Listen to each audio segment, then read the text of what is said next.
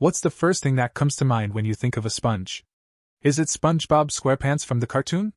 Or the square dish sponge used in the kitchen? In fact, sponges are simple aquatic animals.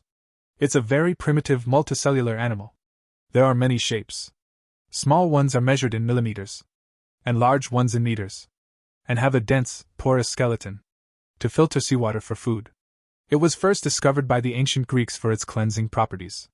After harvesting and processing, the sponge loses its layers of living cells and corresponding tissues, left with a web of bony needles.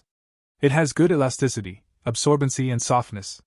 Natural sponges began to be used in churches and for medical purposes. But the natural sponge was very difficult to obtain.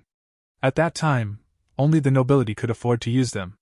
So the first sponge was not invented by man. It was an animal that lived in the ocean. Nowadays, chemical sponges are also known by this name. Chemical sponge is also known as polyurethane soft foam rubber. It is based on the structural characteristics of natural sponges.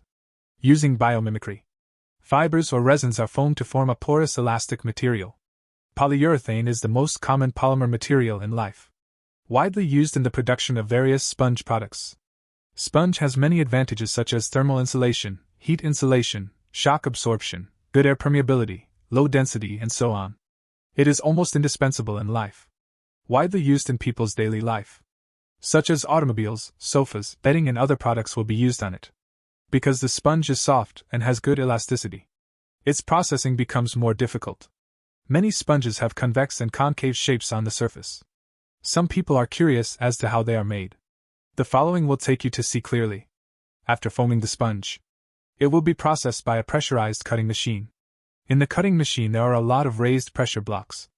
When the sponge is put into the cutting machine, it will be pressed by the presses to create the desired shape. The machine pushes the sponge forward. The blade cuts through the pressed sponge. When the sponge is cut and pushed out from the other side of the machine, the desired shape of the sponge will come out.